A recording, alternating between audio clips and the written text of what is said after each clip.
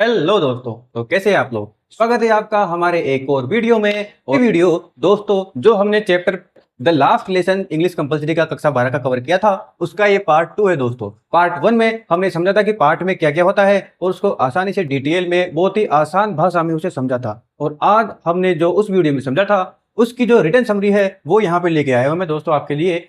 और इस वीडियो में हम इसको समझेंगे ताकि आपके एग्जाम पॉइंट ऑफ व्यू से आप जो कुछ क्वेश्चन लिखें वो ये समरी उन क्वेश्चनों में काम आए दोस्तों। तो चलिए इस समरी को शुरू करते हैं। इसमें सबसे पहले इंपॉर्टेंट कैरेक्टर्स को देख लेते हैं दोस्तों।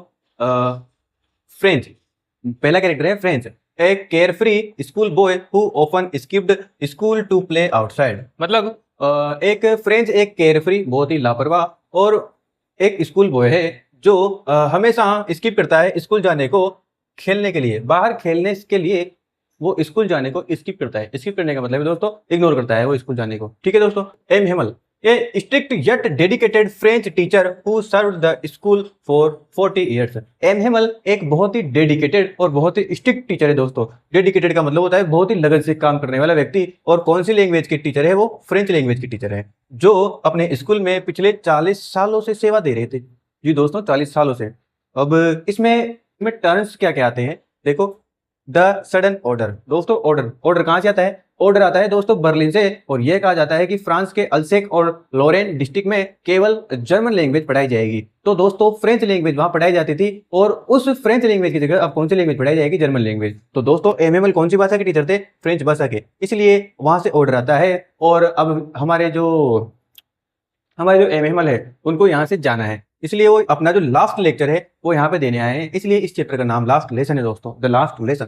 अब इसमें बताते हैं French dreads going to school because he has not prepared his French participles but he notices an unusual crowd at the town hall's bulletin board. मतलब फ्रेंच स्कूल जाने में घबरा रहा था क्योंकि उसे पार्टिसिपल्स याद नहीं थे दोस्तों। फ्रेंच लैंग्वेज के पार्टिसिपल्स उसे याद नहीं थे।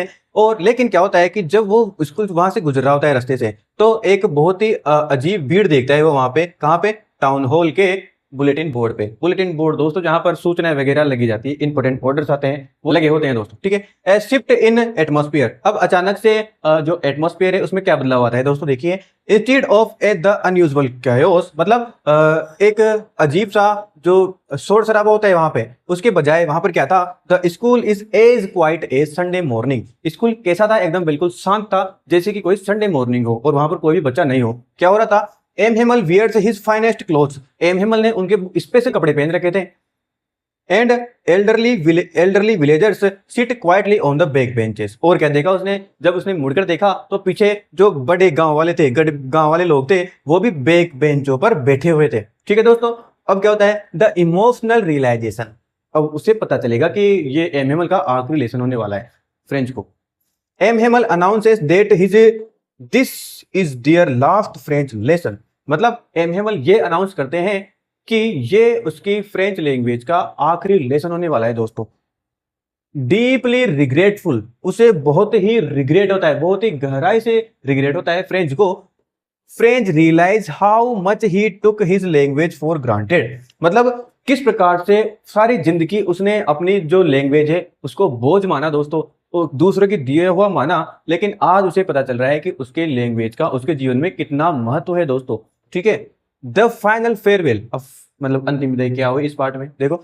M Hamel delivers a passionate final lesson on the beauty of French language. मतलब एम हेमल आखिरी में अपनी मातृभाषा फ्रेंच लैंग्वेज पर बहुत ही ब्यूटीफुल स्पीच देते हैं, ब्यूटीफुल स्पीच डिलीवर करते हैं। और as the church clocks strikes 12, जैसे ही चर्च की घंटी 12 बज जाती है, he writes vive la France, मतलब वो ब्लैक बोर्ड पर व्यू ला फ्रांस लिखते हैं जिसका मतलब होता है लिव लॉन्ग फ्रांस, फ्रांस जिंदाबाद, ये लिखते हैं। और मतलब कहां पे लिखते हैं? On the black board, black board पर लिखते हैं। एंड डिसमिस द क्लास, और इस क्लास को डिसमिस कर देते हैं। ए साइलेंट गेस्चर, गेस्चर का मतलब होता है इशारा। मतलब एक उनकी अब बहुत ही इमोशनल हो चुके हैं वो दोस्तों, और मतलब उन्होंने इतने इमोशनल हो चुके हैं उन्हें अब बोला नहीं जा रहा है और वो बस ऐसे बोल देते हैं कि चले जाओ, मतलब यहाँ से ऐसे बोलते हैं। 12 बजते ही मतलब स्कूल की छुट्टी हो जाती है और वो भेज देते हैं उनको बाहर। और ये दोस्तों हमारे चैप्टर का एंड हो जाता है और साथ ही साथ इस समरी का भी एंड हो जाता है। आप दोस्तों इसका स्क्रीनशॉट ले लीजिए